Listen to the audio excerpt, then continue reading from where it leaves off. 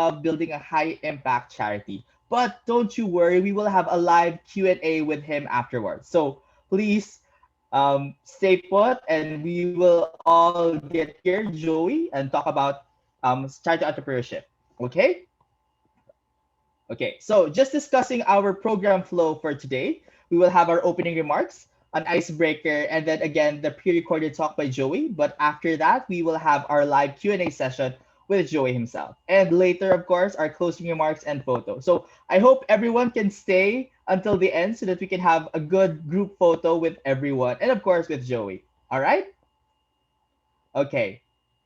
So, welcome everyone. Just a few reminders for our Zoom. So, for easier reference, kindly change your display name to this format. So, nickname plus surname, and so that we can call you. It'll be easier for us to call you afterwards. And then once we start the program, please stay muted. You can unmute your microphone when you are called on by the host, and or if ever you have follow-up questions with Joey later on.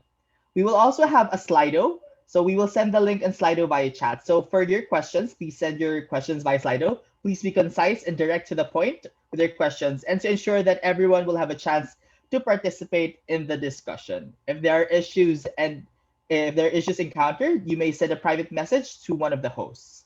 Also to add, since this may be your first time to attend an EA event or EA related event, if ever you have terms that you are not familiar with, we will also be sending a sheet via the chat for the common terms that will be mentioned throughout the talk. All right. Just give us a minute to share all the links and then we will continue with our program. Thank you. All right, so we have shared already the Slido link for your questions later on. We have also shared the sheet where you can see some terms that maybe have been that may be mentioned later. All right, if we're good, we can start with our icebreaker questions. Okay, so for everyone, we will have a short icebreaker. So we will be breaking out into rooms. One is to one. Please don't dial out during this time. It's also your time to get to know another person who is joining us. So these are the questions, but we will also send the questions via chat. So question is number one, introduce yourself. Where do you work or study? And a fun fact about yourself, of course. What made you join this event and what are you hoping to learn? Are you interested in founding your own charity now or in the future? Why or why not? And of course, what new charity do you wish were started here in the Philippines? What problem would you want the new charity to help solve? All right. So again, we will be starting an icebreaker in a bit. So please just stay put. Please don't dial off. And I hope you get to meet someone new and exciting and get to know someone new better. Thank you. But first, guys, what is effective altruism? So we will be discussing first what is EA, and of course, who better to talk about EA than our co-founder Brian Tan. So just a brief background about Brian. So Brian Tan now works full-time as a co-founder of Effective Altruism Philippines, the Philippine chapter of the Effective Altruism movement in the Philippines. So EA Philippines is a community of Filipinos interested in effective altruism who use evidence and reason to maximize their social impact with their careers and resources. Sorry, Elmer, I might have unmuted. I might have muted you accidentally. I was trying I'm to mute back. everyone. No worries, There. no worries. So Brian, before working full time on EA Philippines, he used to work as a senior product designer at First Circle, a tech company that provides business loans to SMEs in the Philippines. He was also a merit scholar at the Ateneo de Manila University and graduated there in 2019 with a degree in IT entrepreneurship. He also took 6 internships at various companies while in university. So without further ado, let's hear it from Brian. We'll also give him to share the slides. Hi, Brian. Thanks, Elmer, for that introduction. Let me share my slides. Can everyone see my slides? I'd say that's a yes. Yeah, so I'll give around a 7-minute introduction to EA just because this talk that we'll be watching together as a pre-recorded talk by Joey Savoie from Charity Entrepreneurship, it's targeted towards people who are already familiar with the effective altruism movement. And since quite a few of our participants here haven't heard of effective altruism yet or haven't joined an EA Philippines event yet, we thought it would be good to do a short introduction to what this is. So, what exactly is effective altruism now? So, effective altruism is a philosophy and social movement that advocates using evidence and reason to figure out how to help others as much as possible and then take action on that basis. And so, it's a movement of people united by the question of how can we do the most good with our careers and with our donations. And EA Philippines is the Philippine chapter of this movement that we founded in 2018 as volunteers. And we wanted to provide high quality resources and discussion spaces, such as events for Filipino students and professionals to learn about and practice the principles of effective altruism. And so there's two main ideas behind effective altruism. There's many ways to explain it, but this is just one way. So one way to explain the two main ideas is that some global problems are many times more important to solve than others because they drastically affect humans or living beings much more than others. Therefore, we should prioritize us putting more resources to some problems.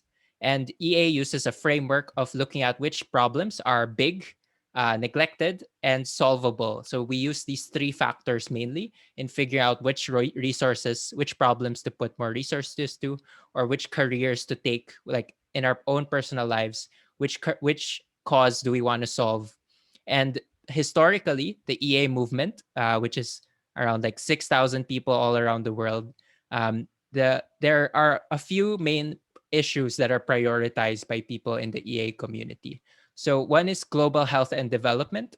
So this is usually about solving and curing preventable diseases in low income countries.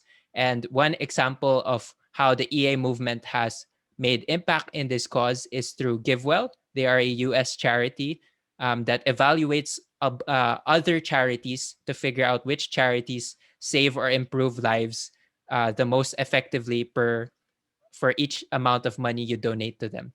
And one of the charities they have recommended for a long time is the Against Malaria Foundation, which works to provide bed nets in sub Saharan Africa. And this is one of the most cost effective charities in the world. And Joey Savoie mentions it in his talk later. And this also applies in the Philippines, where even though there's not much research done yet, we think that there are a few charities in the health space that save and improve lives the most. Another issue in the EA community that's prioritized is animal welfare. And I know that maybe quite a few of us care about cats and dogs, but animal welfare here is usually more for um, on the lives of livestock or cows, chickens, pigs, and fish. And this is something many people don't think of normally, but these animals do go through a lot of suffering when they're being bred for human consumption in these factory farms globally. And so the Animal Charity Evaluators Organization tries to look at which charities are able to save or improve the most animals' lives. And so the Humane League is one global charity that they flag as one of the most effective. And Joey Savoy also mentions this in his talk later. Another issue is avoiding existential risks. So events that can permanently derail the human race. So climate change, nuclear warfare, and an extreme pandemic like one much worse than the one we're going into are things also prioritized by the EA community and would recommend people to work on solving with their careers or donations. And lastly, building the EA movement of increasing the people who are interested in this movement and contributing to one of these causes is also an issue prioritized. And that's why we're holding events to introduce more people to EA. So another idea behind EA is that the best charities or interventions can be 10 to 100 times better than an average charity or intervention. That could mean that donating to a certain charity could save 10 to 100 more lives with each amount of money you donate to. And therefore, we should create or support more of these charities. And an example of this is that if we look at one specific problem, treating or uh, HIV and AIDS, if we look at different interventions that could treat this, one intervention comes out most cost effective at saving people from disability from HIV and AIDS, and that is educating high risk groups, as compared to antiretroviral therapy, which is like 25 times less effective compared to one intervention. And this happens in multiple charities and cause areas. So, why we're holding this event with Charity Entrepreneurship is we believe a few more Filipinos can look into this career path of wanting to start a charity or maybe even joining one, but like with the goal of joining a charity so that eventually you can start your own one. We believe that there are very few charities focused on trying to implement the most evidence based or cost effective interventions, and that more of these could be started. And charity entrepreneurship has an incubation program that helps people develop one of these effective charities. And this 2021, they'll be accepting about 20 people all over the world into their remote program to undergo how to start an effective charity. And it could happen that maybe a few of you would be willing to apply for this program and be able to get in and to start one of their charity ideas they recommend. And so they will be learning more about charity entrepreneurship through this talk. And we hope you have interesting questions for Joey Savoie later when we have a live Q&A with him. So I'll be sharing now the talk, which we'll be watching live on YouTube. So it's a YouTube pre-recorded talk from 2 years ago from an EA conference, but it's a great way still to learn about charity entrepreneurship. And again, if any definitions are unclear, we can type in certain jargon on Zoom to answer these for you. And we'll also put the link to the YouTube video so you could watch it on even after the event. Yeah.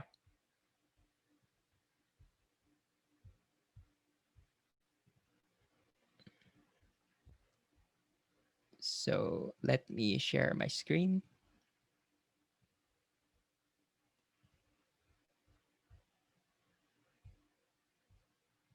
Oops. For the warm introduction. Thank you, Joey. Actually, we're very excited to have you here.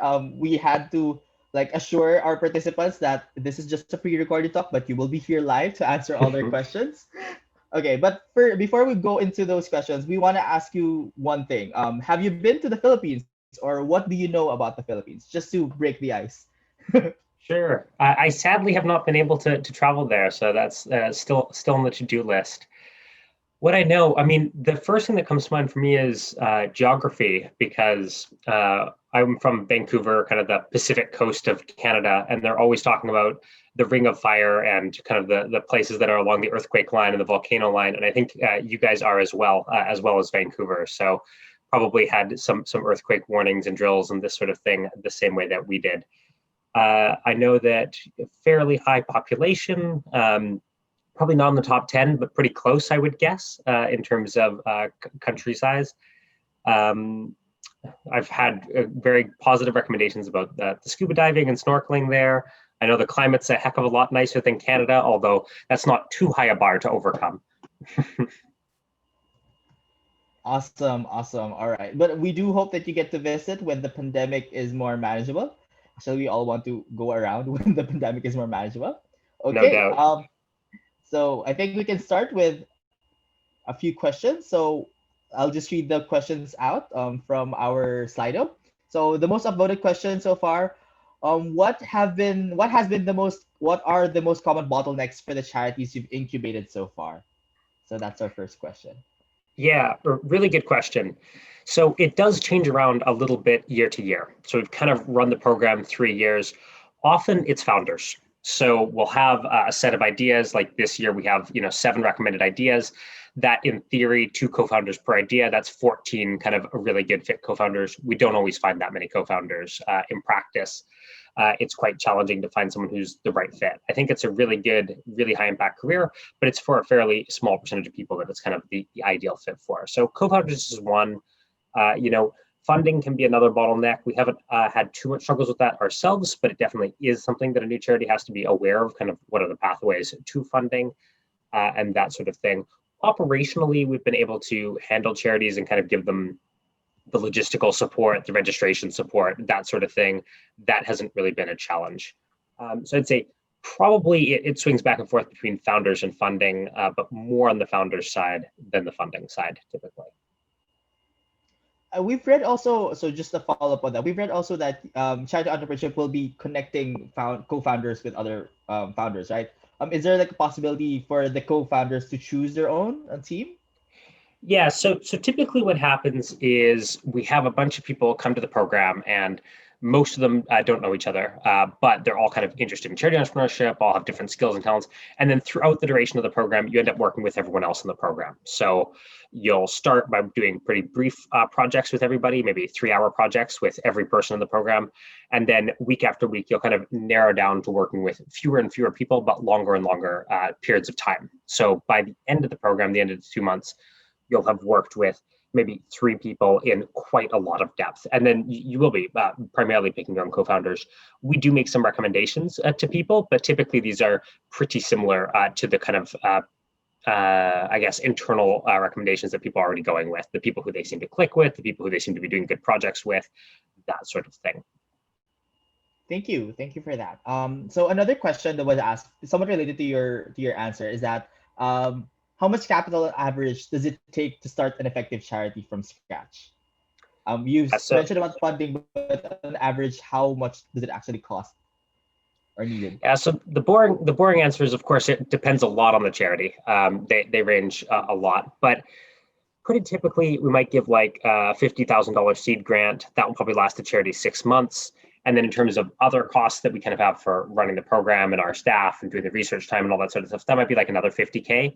So I would say with 100K, you can get a charity pretty far started. But from there, the charities range a lot. So that can be, if you have a small organization, say something that's working in policy, very narrow, you'll just have a couple staff and you'll be kind of talking to the government directly. That can be very, very cost effective. $50,000 can last a whole year. For bigger charities that are doing groundwork, so some of our mental health charities that are trying to set up a whole bunch of medical clinics at the same time, that can move up the cost quite a bit. Awesome. I think we've actually tried to convert it. So in Philippine pesos, around 2.4 as per Brian, 2.4 million pesos as per Brian. Okay. Another upvoted question: what are your thoughts on pursuing a traditional career in venture capital? In the venture capital sphere, whilst attempting to become an effective altruist? Sure. Well, I don't think there's any hard caps on being an effective altruist. I mean, effective altruism is about trying to do the most good that you can, and there's 1,000 different careers you can do that with. I don't think there's any career that's kind of excludes you from being an effective altruist. When you think about venture capitalism, I think a big part of the impact of that would be potentially redirecting money in impactful ways. So whether that's kind of donated money because you're working in that career space, or whether that's trying to move money towards particularly impactful projects. I think kind of from the direct impact of venture capital, like trying to fund projects that are more impactful, I think that can be quite challenging. One of the questions that often comes up, and maybe it will come up later, thinking about kind of social entrepreneurship, it can be very challenging to maximize both your impact and still kind of making a profit, or kind of maximizing this double bottom line.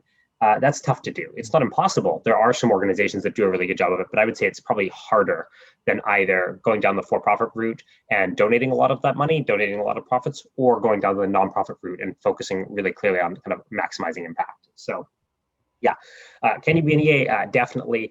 It can be challenging to find those opportunities that are really promising from a venture capital perspective. Okay, thank you. So another question about the incubator program: how different is the incubator program, or how distinct it is from the incubator programs for startups? Yeah, I think there's quite a few differences. So one of the differences in our model that's a bit strange is we do research and have recommended ideas. So typically for-profit startups, they're looking for teams that are already formed, ideas that are already formed, people at the slightly later stage. And that makes sense for a lot of reasons. Obviously, if you come up with a bunch of startup ideas that are going to make a lot of profit, it's less exciting to kind of put that up on a public list, where with NGOs, I'm very happy for anybody to start one of these ideas, even if they're not going through a program or that sort of thing. So I guess some kind of structural differences that way. The other difference is, I would say our program is just a lot more intensive. So a lot of these incubators, they'll connect you with mentors. You'll meet with those mentors a couple times a week. Our program is much closer to a full-time course load. So, if you're used to kind of full-time university, it's like that. It's very intensive. It's a lot of hours a week. You're meeting a lot of people. You're doing a lot of activities. So that's quite a structural difference as well. Now, over time, it kind of starts with this very high level of structure, and we kind of reduce the structure, and reduce the structure over weeks until it is much closer to a standard entrepreneurship situation where you are just kind of talking to a couple of mentors and you don't have assigned projects. But I think we have a pretty slow de-escalation from kind of starting almost like an academic school year to ending after the 2 months, much more in kind of a standard entrepreneurship career path. Other places just don't have the time and infrastructure for that sort of thing. And I guess another thing is our cohorts are much smaller. So typically we're letting in 10 to 20 people. That's pretty small. If you look at something like Y Combinator, a lot of these other for-profit folks, they're letting in a much bigger set of cohort people and then kind of spending less time on each individual thing. As I probably mentioned in the talk, we really do want to start kind of like fantastically impactful charities as opposed to the average charity. Unfortunately, often the charitable world is a bit zero sum, meaning if you start one charity and you fundraise successfully, those dollars are coming from another charity. So that means if you start an okay charity, you might not be having that much impact because it's kind of just money going to your charity versus someone else's charity. And if you start a bad charity, you might even have negative impact because you're kind of pulling money from other organizations. So really where the impact comes in, where charity entrepreneurship really shines, is when you can start one of these really fantastic charities, one of these ones that are kind of at the top of their field. So that's what we really aim to do. Yeah, that does make sense. That once you create a charity, there's possible money that will flow into you and not into someone else. Yeah. Regarding that, we have a few questions here about readiness. What if they're not ready to start a charity right now? Can they still apply for the program? You're never ready, so that fits well. It's I would say probably about half of the best co-founders I've met have told me, "Oh, I'm really probably not ready for this. This seems like a big step. I'm unsure." It's quite tough to tell whether you're ready. There's not really a specific degree or a specific skill that you can kind of check the box and call it. So I would definitely encourage people to apply, even if they don't feel ready. For one, that's what we're trying to teach in the program. We're trying to get you ready. We're trying to get you to that spot where you would feel confident. So that's kind of our job. And for two, it's quite tough to self-assess. Do I have the right skills? Am I the right fit for this? As I said, some of the best charity founders I know were pretty surprised that they were a good fit for it. I wasn't surprised. Our evaluation team wasn't surprised, but they were surprised. Some on the flip side, some people have said, "Oh yeah, I'm a perfect fit for charity entrepreneurship," and they haven't been that great a fit after they've kind of gone through the program and realized what it might entail. So, yeah. Err on the side of application. We really try to be thoughtful with our application process. So even our test tasks are like designed to be stuff that would be useful for you, even if you don't go down charity entrepreneurship. They're often about careers and kind of thinking through options and charities and this sort of thing. So hopefully it'll be kind of a useful, valuable experience for everybody, even if ultimately you decide, "Oh yeah, I don't think charity entrepreneurship is for me." It gives you a good sampling of what the work might be like, how you might think, what kind of would, what the experience might be like. Understood. Also still going into like the founders or the possible applicants. I'm just gonna merge two questions together. So one, is there an age limit in starting your own charity? And the second question that I want to merge with it, are there programs that you have for like senior high school students or in a bit in the younger threshold? Yeah, so I guess at either bounds, I wouldn't say there's a hard cutoff for age either way. So we've had, I think our youngest applicant has been 20 who's gotten into the program, and our oldest applicant was nearing their 50s in that sort of range. So no hard age limit. I can say that the cohort tends to be a bit on the younger side. But often that's just because of kind of flexibility. If you don't have a family, you don't have established anything, you're a little bit more comfortable moving, you're a little bit more comfortable, kind of doing more experimental career options. So probably the average age of our cohort the first year was maybe 25, and maybe the average age of our cohort last year was 30. So kind of on the younger end a little bit, but definitely no hard cutoff. They each bring. It's often helpful to pair a younger co-founder with a more experienced older co-founder.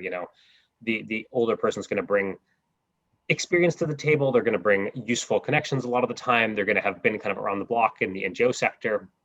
The younger co-founder often has a lot more life flexibility. If there needs to be travel that they're doing, they probably aren't as tied down with family, this sort of thing. So there's lots of benefits to both.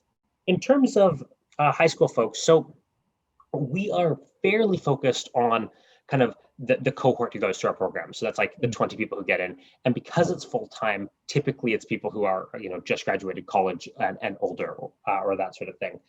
But we are trying to put out kind of more and more resources and trying to build up this community of knowledge that could be useful to people who maybe don't have time to go through a full program or want something a little bit less intensive or that sort of thing. So when I think about what would be a good fit for high school students, some of those resources seem like a pretty good fit. We have a how to start a nonprofit book on our website that I think is okay. We're actually going to release a second version of it, which I think will be a lot better pretty soon, maybe 4 months from now or something like that, before the next year. And that could be a very good place to start. We also put some of the course content up available for people who sign up. So that also could be a good thing. It's just kind of a series of YouTube videos and some quizzes and that sort of thing. It's a lot less intensive, but it kind of gives you a taste of what charity entrepreneurship would be like. Does it want to be a career that someone's considering? And certainly if someone was just graduating high school, I don't think that should necessarily stop them. I guess the tropic charity entrepreneur is someone who dropped out of college. But of course, if you're ready before going to college in the first place, that can save you a couple of years. Thank you for that. Still related into that somewhat sphere. For those who are not ready to commit yet, do you offer like internships, or are you willing to partner up with hackathons for universities? Yeah, so we offer volunteering opportunities, internship opportunities throughout the year. We actually see this as a really great way for people to get a little bit of a sense. Often those interns do go on to apply for the program or end up kind of going through the incubation process. So yeah, always looking for stuff. And in general, this year in particular, we are focusing on kind of expanding the community. So the other thing that comes to mind is there will be some events that people could participate in. So some of it will be talks, some of it will be a bit more engaged, kind of workshop-y type things. So we will be throwing a few things like that over the course of the year. If you're interested in any of that stuff, our mail list is the best place to go for that, because we'll basically send out every event opportunity on that mail list. But that's the sort of thing. I guess in terms of hackathons specifically, we don't have a ton of programming work, but in terms of getting together a bunch of people to do kind of condensed volunteering and a kind of a sprint of useful activity, we will have some sort of things like that over the course of the year. Thank you, Joey. I think our participants will be interested in the mailing list, and we'll be sending out the link to them as well. Going back on the bigger sphere, what do you think are the best charity ideas to start off in the Philippines? Yeah, so we research kind of different areas every year. Historically, some of the areas that have looked good on the animal space, fish welfare looks pretty promising. So of course, having a lot of islands, there's a lot of fishing. That means there's a lot of kind of opportunities for improving fish welfare.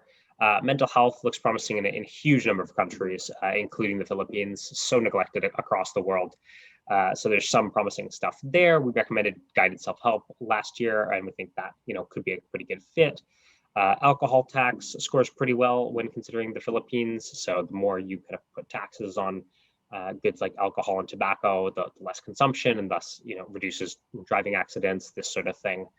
And the other thing is we do see some opportunity for region-specific research. So one new part of our program that's happening this year is people applying with a specific region in mind, and then conducting some research on that region kind of over the following year. So this will be after the summer, kind of September onwards, and really prioritizing a specific country, because there definitely are a lot of people who are just very interested in one specific geographical location. This is true for both founders and donors and that sort of thing. And generally, we're looking at things from a pretty global perspective. So we'll look at a cause area and prioritize some countries, and then go, okay, these countries look kind of good for this area. These countries look less good. But I do think there is room research-wise for picking a very specific region or country and specializing into that. So that also might be a thing. So if some folks from the Philippines end up doing region-specific work, then of course we'll have some very specific options that are kind of customized for the country. Thank you. Regarding this year's incubation program, are there specific indicators for the charities that you're looking into, or are there cost areas you're prioritizing for this year's incubation program? Yeah, so We actually already have all the top ideas, or I should say most of the top ideas. We might add a couple more to the list, but many of the top ideas are already up for this year. So in terms of what those look like, shrimp welfare, we're very excited about on the animal side. Alcohol regulation, I mentioned before, food fortification on the animal side. So people are probably familiar with micronutrient deficiency and that sort of thing. This is a very promising cause from a human side. Animals also need micronutrients to kind of keep them healthy and that sort of thing, and it's often forgotten about. We have some family planning interventions, and then also the effective altruism meta space is another area we're focusing on this year. So we have a couple recommended ideas in that space that's kind of on a higher level. So either something a bit abstract, like teaching research or teaching skills. Charity entrepreneurship would be considered kind of a meta program. It's kind of teaching a thing that doesn't directly do impact, but kind of indirectly causes this impact to happen. So that's also a top area. So yeah, so those are all on our website, and you're definitely welcome to kind of check them out and see if there's a particular fit. So those are, I think we have 7 ideas listed on the website. Those will be the bulk of them. We might add 1 or 2 more, but that will kind of be the sort of areas we're considering. Thank you. Thank you. Sorry, another question here. Do you think it is better to found a new charity than empowering existing ones? Or is it better to be the founder or be an employer or part of the staff? Yeah, so it's a really tough question. In theory, it'd be really nice to change existing charities to kind of be these super effective charities because they have a lot of resources, they have a lot of infrastructure, they have a lot of the pieces there. In practice, very, very difficult to make a big change to a charity that's already existing. I often analogize it to trying to turn a massive boat, like trying to turn the Titanic. It's very, very slow moving, these bigger nonprofits, especially as they have momentum. It gets hard. If you go to a big nonprofit and you say, hey, you're doing program A and B, and program A is really great, but program B is a lot less great. Why don't you shut down program B? I mean, that means they have to lay off tons of staff. That means they have to disappoint a lot of donors who've been investing in them for a long time. It's very, very challenging for a nonprofit to kind of make these radical changes. If there's small changes, they can make a nonprofit effective. Fantastic. That's a really good opportunity. But if we're talking about redesigning their whole program or shutting down major parts of the organization, that is tough. So we have done some consulting with NGOs. They tend to be smaller ones. They tend to be newer ones because those are the ones that are more open to kind of radical changes. When it comes to the individual, I think it's very challenging as an individual to make big changes in an organization, unless maybe you're in kind of a CEO or executive director type position. Then you have some influence to make those things. But even then, it's pretty challenging when we talk to a CEO who wants to make some radical changes, but the organization just has a ton of momentum.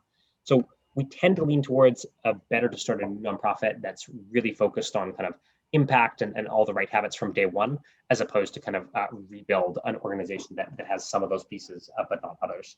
But yeah, it is unfortunate. I can definitely see the appeal in kind of trying to pivot these very large organizations in more positive directions. Just relating to that, I think another question that was raised was that if they've already founded their own charity, is it okay for them to still join the program, or do they have to make a new one, or can they continue and just pivot with their current organization? So we have let people join the program who have existing charities, but it's rare. Existing charities come with existing baggage. Depends how much that is. If it's you and another co-founder and you're both open to changing, great. Then that's almost like a new charity. If you have established donor base, if you have established staff, if the more pieces you have that aren't flexible, the tougher it is to kind of pivot in high impact directions. So that would be the question. We actually do let people apply with their own ideas too, but this is a very high bar, because we're looking at kind of the co-founding team to see, hey, are these the strongest co-founders out of all the co-founders? And then we're looking at the idea and going, how does this idea compare to these ideas that we've spent, typically hundreds of hours researching and trying to come to the best thing? So I would say, again, in practice, maybe we'll have 20 people in the program, maybe 2 or 3 will come in with a specific idea or come in with some background organizational stuff, and the other 17 will come in with almost nothing. So can it happen? Yes. Is it more challenging? Also, yes.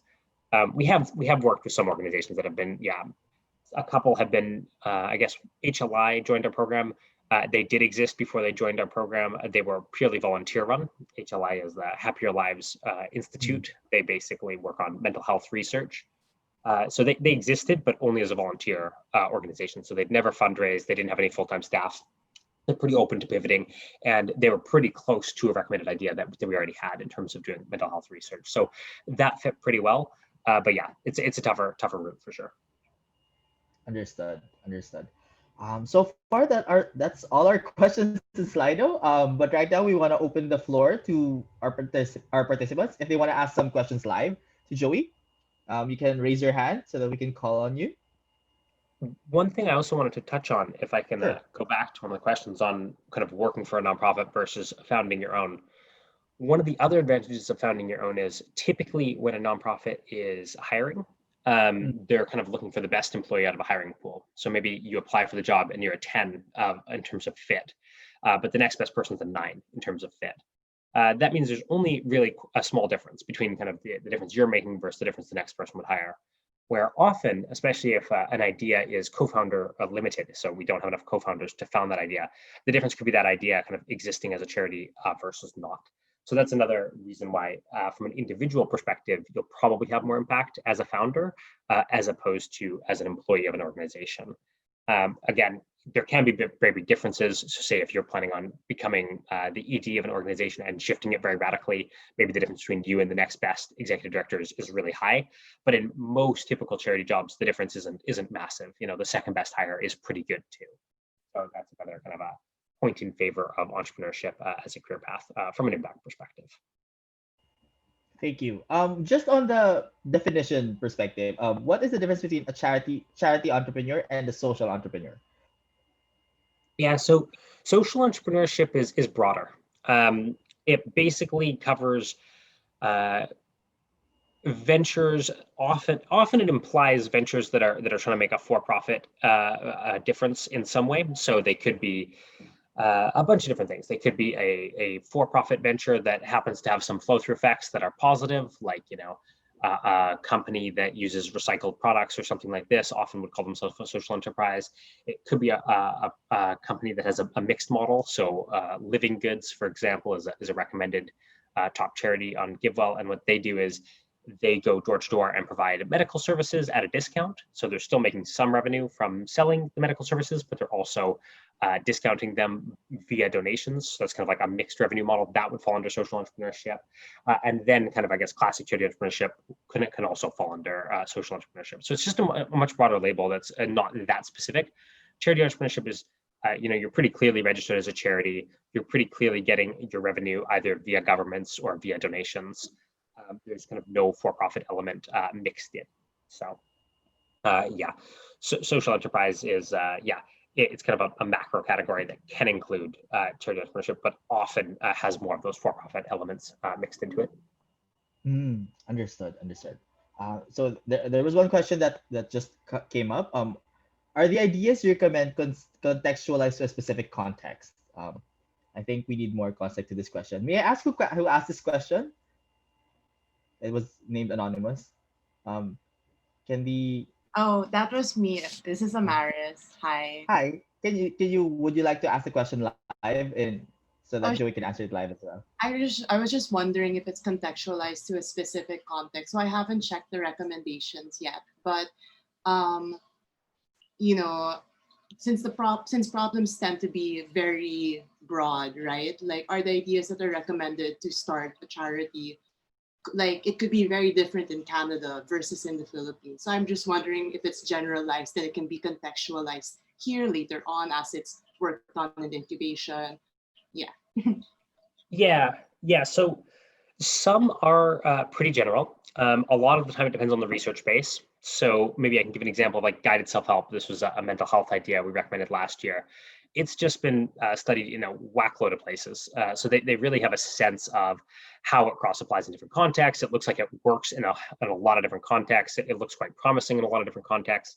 That sort of idea is more generalized. Of course, there's going to be implementation differences when it comes to language or when it comes to culture or this sort of thing.